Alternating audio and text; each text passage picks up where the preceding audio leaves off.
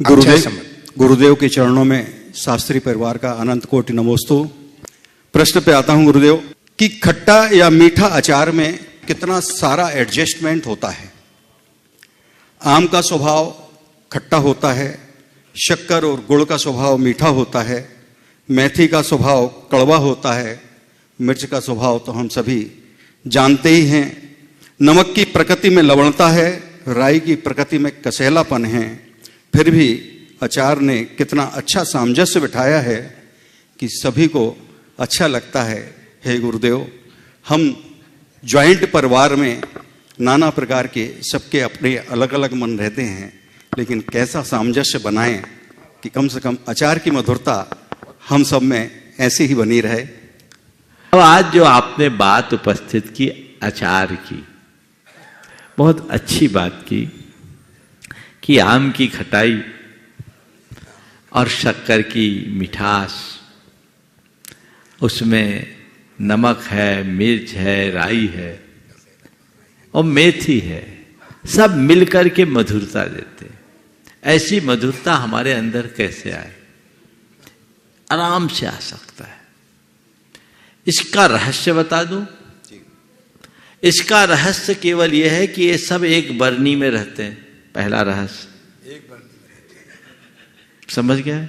सब के सब एक बरनी में रहते हैं और सब एक दूसरे का गुण लेते हैं।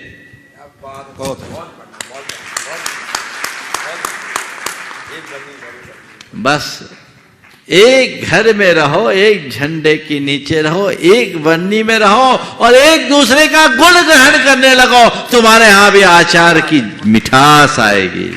और एक बात बोलूं, अचार खाए तो हमें बहुत साल हो गए लेकिन अचार जो खाए हैं उनको बोलता हूं, सब एक बरनी में रह करके मिक्सअप होते हैं, लेकिन उसके साथ भी सबका अलग अलग स्वाद का आभास भी होता है।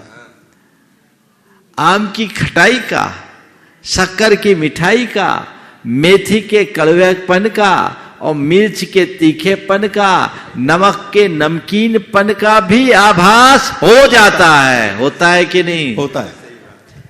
तो यही है समष्टि में भी एकता बनाए रखना। अगर हम एक दूसरे के गुण को ग्रहण करने का भाव रखें, एक दूसरे के साथ रहने और साथ निभाने की वृत्ति अपनाएं, वे एक साथ रहते हैं और साथ निभाते हैं। अगर आम कहे नहीं मैं तो खट्टा हूं, खट्टा ही रहूंगा, शक्कर कहे नहीं मैं मीठी हूं, मैं मुझे मीठी ही रहना है, मेथी कहे मेरा स्वभाव जो है मैं नहीं छोड़ूंगा, मैं जैसी हूं वैसी रहूंगे, और मिर्च लप लपा लेके ज्यादा मत बोलो, मैं तीखी हूं तीखी ही रहूंगी, और नमक कहे देखो मैं अपनी मौजूदगी हटा नहीं सकता, मैं अपने ही स्वरूप में रहूंगा, तो अचार नहीं बनेगा। बनेगा क्या? नहीं बनेगा। कब बनेगा अचार? जब सब एक दूसरे के साथ रहकर एक दूसरे का साथ निभाने के लिए संकल्पित होते हैं।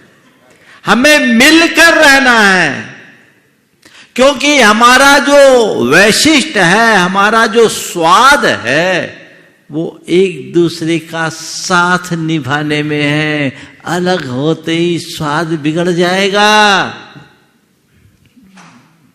इसमें हमारी स्वतंत्रता भी है और हमारा सौंदर्य भी है, स्वाद भी है, शक्ति भी है, सब चीजें एक साथ है।